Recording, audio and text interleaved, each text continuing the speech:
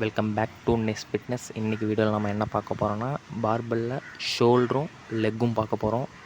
Video பார்க்குறவங்க எல்லோரும் என்னோடய கன்சிஸ்டன்சிக்கு ஒரு லைக் கொடுங்க, என்னோடய ஹார்ட் ஒர்க்கு ஒரு சப்ஸ்கிரைப் பண்ணுங்கள், இந்த யூஸ்ஃபுல்லான வீடியோஸை எல்லாேருக்கும் ஷேர் பண்ணுங்கள். இன்றைக்கி நம்ம ஷோல்டரில் ஃபர்ஸ்ட் வேரியேஷன் என்னென்னு பார்க்க போகிறோன்னா, சிட்டிங்கில் பார்பில் மேலே ரோப் பண்ணணும். அந்த வீடியோவை நீங்கள் பாருங்கள். பார்பில் எடுத்துகிட்டு சிட் பண்ணிட்டு ஃப்ரண்ட்டில் மேலே அப்படியே ரைஸ் பண்ணுறோம். இது 15 reps. இதுக்கு அடுத்த வேரியேஷன் என்னென்னா, சேம் ஃப்ரண்ட்டில் க்ளோஸ் க்ரிப்பில் நல்லா கரெக்டாக சின் வரைக்கும் தூக்கிட்டு அப்படியே பொறுமையாக இறக்குங்க. நல்லா ஷோல்டர் வந்து ஸ்ட்ரக் ஆகும். அந்த வீடியோவில் நீங்கள் பார்த்தாலே தெரியும் எந்த அளவுக்கு ஸ்ட்ரக் ஆகுது. நீங்கள் பாருங்கள்.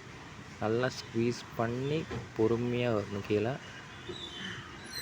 சைடில் அந்த ட்ராப்ஸ், இந்த இன்டீரியர் மசில்ஸ்லாம் பாருங்கள் எப்படி ஒர்க் அவுட் ஆகுதுன்ட்டு. இதுவும் வந்து 15 reps பண்ணுங்கள். நான் இதெல்லாம் 3 sets பண்ணியிருக்கேன்.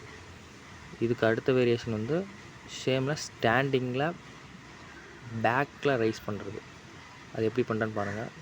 பேக்கில் பாருங்கள் மசில்ஸ் எப்படி ஆக்டிவேட் ஆகுதுன்னு சொல்லிவிட்டு. இதுவும் வந்து 15 reps பண்ணியிருக்கேன். அடுத்த வேரியேஷன் லெக்கில் ஃபஸ்ட் வேரியேஷன் என்னென்னு பார்த்தீங்கன்னா ஸ்குவாடு தான். இது வந்து ஸ்குவாடு எல்லா லெக்கில் இருக்க எல்லா மசில்ஸையும் ஆக்டிவேட் பண்ணும்.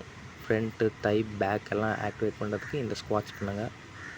இது வந்து ஒரு 10-10 பண்ணுங்கள். இல்லைனா ஏன்னா கொஞ்சம் அடுத்த நாள் வந்து ரொம்ப டயர்டாக இருக்கும், பெயினாக இருக்கும். ஆனால் லெக் டே ஸ்கிப் பண்ணாமல் எல்லாம் கண்டிப்பாக பண்ணுங்கள். டெஸ்டோஸ்டெரோன் லெவல் வந்து பூஸ்டப் ஆகும். செகண்ட் வேரியேஷன் சேம் வந்து பார்பில் ஃப்ரண்ட்டில் எடுத்துகிட்டு ஃப்ரண்ட் தைஸ் லோட் ஆகிறதுக்கு பண்ணுறோம். பொறுமையாக பண்ணுங்கள். இது பண்ணும்போது கொஞ்சம் சேஃபாக பண்ணுங்கள்.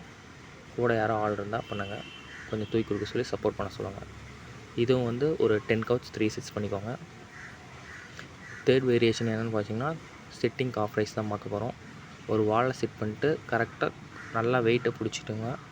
கொஞ்சம் தை மேலே வச்சு அப்படியே காஃப் ரைஸ் பண்ணுங்கள். ஃபினிஷிங்கில் ஒர்க் அவுட் முடிச்சுட்டு அப்படியே கொஞ்சம் ரிலாக்ஸ் ஆகலான்னு உட்காந்துட்டேன். இன்றைக்கி எதுவும் பிஜிஎம் போடல. நான் கொஞ்சம் ஃபுல்லாக டயர்டானதால் நானே போய் அப்படியே உட்காந்துட்டேன். நாளைக்கு வீடியோவில் பார்க்கலாம். பாய்.